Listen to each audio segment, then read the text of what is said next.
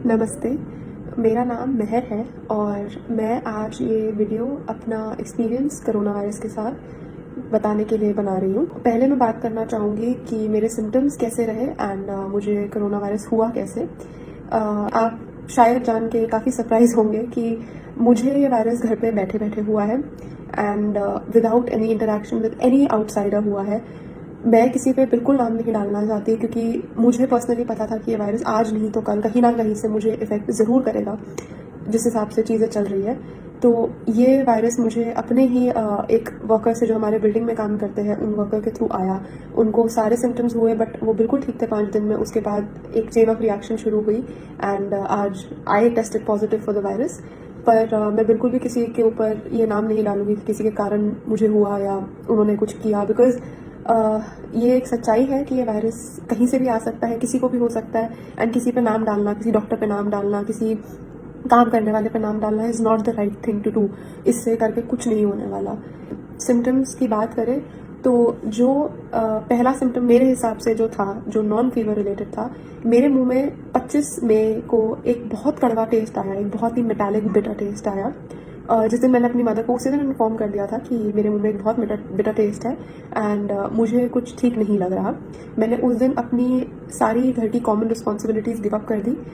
मैं खाना नहीं बना रही थी किचन में, मैंने अपने यूटेंसिल्स अलग कर दिए एंड मैं किसी को पैनिक नहीं कराना चाहती थी, इसलिए मैंने ये चीज़ काफ़ी अपने एंड से सीक्रेटिवली करी ताकि मैं अपने तरफ से सबसे दूरी मेंटेन कर सकूं। मैंने मास्क पहना, किचन में कोई मेरे कमरे में आ रहा था मैं मास्क पहन रही थी ये बोल के कि हमारी बिल्डिंग में किसी को ऐसा हुआ, तो इसलिए मैं अपने तरफ से प्रिकॉशन ले रही थी।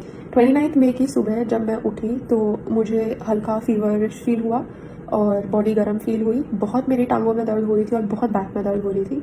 मुझे लगा शायद कि मैंने एक्सरसाइज ज़्यादा कर ली है पिछले दिन या वॉक ज़्यादा कर ली है, तो मे बी इसलिए वो दर्द हो रही है। लेकिन वो दर्द उठने के 2-3 घंटे के बाद भी थी काफ़ी ज़्यादा, और वो टेम्परेचर मुझे महसूस हो रहा था कि मेरी बॉडी और भी ज़्यादा गर्म हो रही है। दूसरे दिन ये जब मेरे पास थर्मामीटर आया, सेम सिम्टम्स थे एग्जैक्टली। अभी भी मुझे फीवर था और वो फीवर थर्मामीटर के हिसाब से 101 पे था जब मैंने सुबह देखा, और मेरी बॉडी में बहुत दर्द थी। मेरा दिमाग पूरी तरीके से घुमा हुआ था, अगर मैं इन शब्दों में बोलूँ, क्योंकि अगर मैं सीधा देख रही थी तो मुझे लग रहा है मेरा दिमाग इस तरफ देख रहा था। मैं ये सिम्टम्स समझा नहीं सकती, और वो दिमाग पूरी तरीके से घुमा हुआ था। अगर आप मुझे कुछ बोल रहे थे तो मैं उस चीज़ को रजिस्टर नहीं कर पा रही थी उस टाइम पे बिल्कुल भी। फिर डॉक्टर ने मुझे बोला कि आपको टेस्ट कराने की जरूरत नहीं है, सिंस आपको कफ नहीं है, ब्रीदिंग इशू नहीं है, नोज नहीं बह रहा और ऐसा कोई लाइक प्रोमिनेंट नहीं है। तो मैंने उस टाइम पे अग्री किया उनसे एंड उन्होंने मेरे को नॉर्मल पैरासीटामॉल और अजिथ्रोमाइसिन 500 mg लेने को बोली। डे 3 जब मैं उठी सिम्टम्स एग्जैक्टली सेम थे, बुखार 102 था एंड मुझ में इतनी भी हिम्मत नहीं थी कि मैं बाथरूम तक जा सकूं। मेरे को हल्की हल्की सांस चढ़नी महसूस हुई उस दिन और हल्की सी खांसी चालू हो गई एंड बॉडी पेन अभी भी था एंड मेरे को बिल्कुल भी साइकोलॉजिकली पता नहीं क्यों ऐसा लग रहा था कि मेरा दिमाग नहीं चल रहा बिल्कुल भी, और बहुत थकावट हो रही थी एंड मेरी एपेटाइट बिल्कुल ख़त्म हो चुकी थी और कुछ भी खाने को ऐसा लग रहा था कि मैं वॉमिट कर लूँगी। तो इस टाइम तक मैंने अपना वेट डे 1 पे भी लिया था, 58 kgs था एंड अभी डे 3 है वो 55 kgs हो चुका था। तो everything that was happening, every symptom that was happening was just making me feel कि हाँ ये कोरोना वायरस ही है।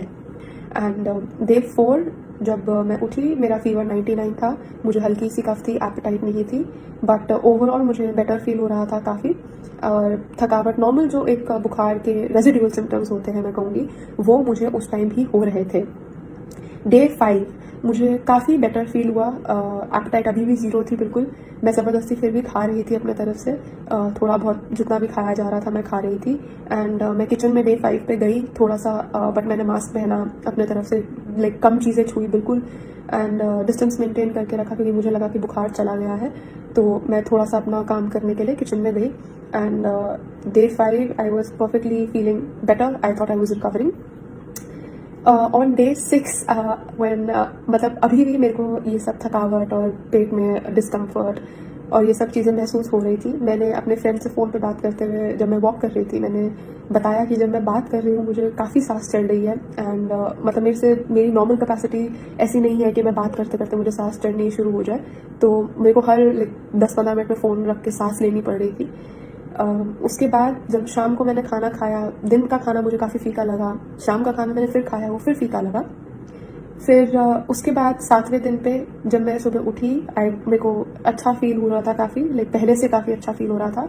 लेकिन 7वें दिन पे मुझे बिल्कुल टेस्ट और स्मेल आना बिल्कुल बंद हो गए।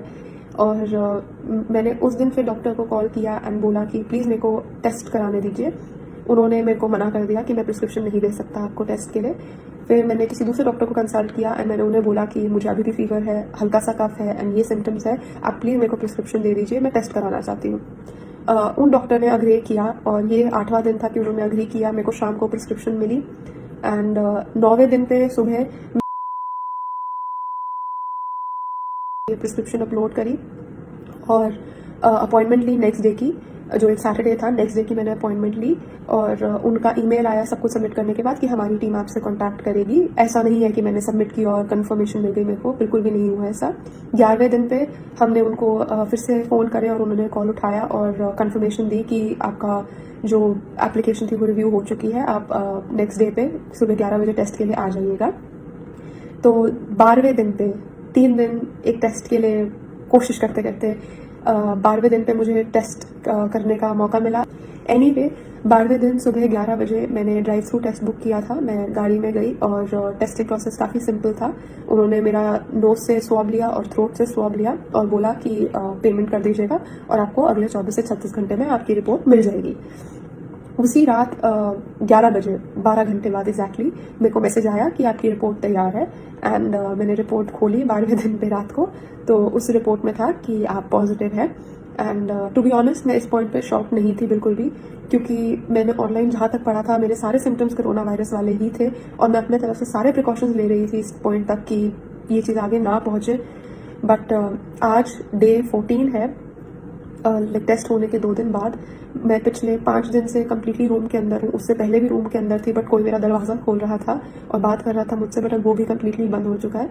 तो 5 दिन हो गए हैं मेरे को कम्प्लीट आइसोलेशन में एंड डे 14 है। आज के जो मेरे सिम्टम्स हैं, I still have no taste, no smell. मेरी एपेटाइट थोड़ी सी वापस आई है बट अगर मैं कुछ खा रही हूँ अभी भी मेरे को काफ़ी उल्टी जैसा फील होता है और अभी भी काफ़ी थकावट है, बट उसके अलावा मुझे कोई सिम्टम नहीं है। और ये डे 14 है, जिस दिन से फीवर चढ़ा था उस दिन से लेके आज डे 14 है। और coming to the third thing, government ने क्या इनिशिएशन लिया ये जान के कि मुझे कोरोना वायरस है। मेरे को हेल्थ डिपार्टमेंट से फ़ोन आया लाइक उसी नेक्स्ट मॉर्निंग जब मेरे को टेस्ट मिला 12वें दिन पे। 13वें दिन मॉर्निंग मुझे फ़ोन आया संडे के दिन कि मैम आपने क्यों टेस्ट कराया, आपके क्या सिम्टम्स है, क्या आपके पास एक अलग बाथरूम है, आपके घर में कौन कौन है, क्या आपको पता है आपको कैसे हुआ। एंड मैंने वो सारी इन्फॉर्मेशन उनको प्रोवाइड करी और उनसे पूछा कि मेरे को आगे क्या करना है। उन्होंने बस मुझे बताया कि हम आपको HCQ that is hydroxy chloroquine I think भेजेंगे जो आपने अपनी मदर को देनी है।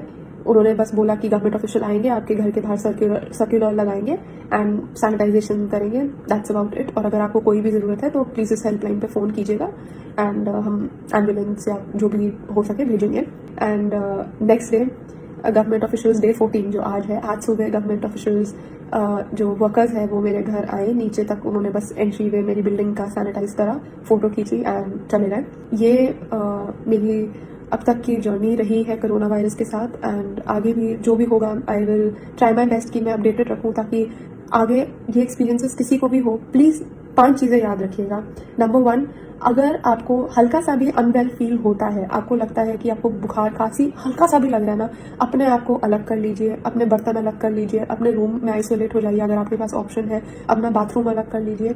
मतलब आप उसे कोरोना वायरस की तरह ही ट्रीट कीजिए। मुझे नहीं पता अब कि कितने लोगों की टेस्टिंग हो पाएगी और क्या सिचुएशन रहेगी अब जब केसेस बढ़ेंगे। तो प्लीज़ हल्की सी भी तबीयत खराब को आप कोरोना वायरस की तरह ट्रीट कीजिए और अपने आप को आइसोलेट कर लीजिए कम्प्लीटली। अगर आप यंग है, हेल्दी है तो चांसेस है कि आप रिकवर कर जाएंगे, अपना ध्यान रखेंगे ठीक से तो आप रिकवर कर जाएंगे। तो प्लीज़ अपने आप को आइसोलेट कीजिए। दूसरा, जो चीज़ें आप एक वायरल इन्फेक्शन में रेगुलरली अपना ध्यान रखने के लिए करते हैं वो कीजिए। पानी पीजिए, ठीक से खाना खाइए, अपने सप्लीमेंट्स लीजिए, vitamin B, vitamin C, zinc, vitamin जो आपके B कॉम्प्लेक्स है, जिंक है। और अगर आप अल्कोहल पीते हैं, अभी भी स्मोक कर रहे हैं, मैं आपसे हाथ जोड़ के रिक्वेस्ट करती हूँ, प्लीज़ आपका इम्यून सिस्टम काम नहीं कर पाएगा। प्लीज़ अल्कोहल मत पीजिए, स्मोक मत कीजिए। अगले 15-20 दिन बहुत क्रूशल है हम सबके लिए एंड हमको ये चीज़ नहीं आगे बढ़ानी। नंबर 3, अगर आपके घर में कोई भी हाई रिस्क ग्रुप पे है, प्लीज़ उनसे डिस्टेंस मेंटेन करके रखिए, उनसे दूर रहिए। ऐसे पागल मत फील कराइएगा किसी को, लेकिन अपने तरफ से हमें नहीं पता कि हमें वो वायरस है या नहीं, क्योंकि 15 दिन तक लग सकते हैं ये दिखाने के लिए कि आपको कोई भी सिम्टम है। तो प्लीज़ अपने फैमिली वालों से डिस्टेंस मेंटेन करके रखिए। चौथा, अपने तरफ से हाइजीन की सारी प्रिकॉशंस लीजिए। अपने बर्तन हो सके तो अलग ही रखिए अपने फैमिली में, ताकि क्रॉस कंटामिनेशन के चांसेस वैसे ही बहुत कम हो जाएंगे। और कोई भी ग्लास, खाना वगैरह शेयर मत कीजिए फिलहाल। एंड पांचवा, प्लीज़ अपना एटीट्यूड इस चीज़ के टूवर्ड्स ईजी गोइंग तो बिल्कुल भी ना रखिए, लेकिन पैनिक ना करें, अवेयरनेस क्रिएट करें। अगर आपको हॉस्पिटल जाने की ज़रूरत नहीं है, प्लीज़ अपने घर पे रहिए, कमरे में रहिए, अपने डॉक्टर से कंसल्ट कीजिए। आपको रेगुलर दवाइयाँ जो वो बोलेंगे प्लीज़ कंज्यूम कीजिए। एंड आप अपना ध्यान जितना रख सकते हैं रखिए।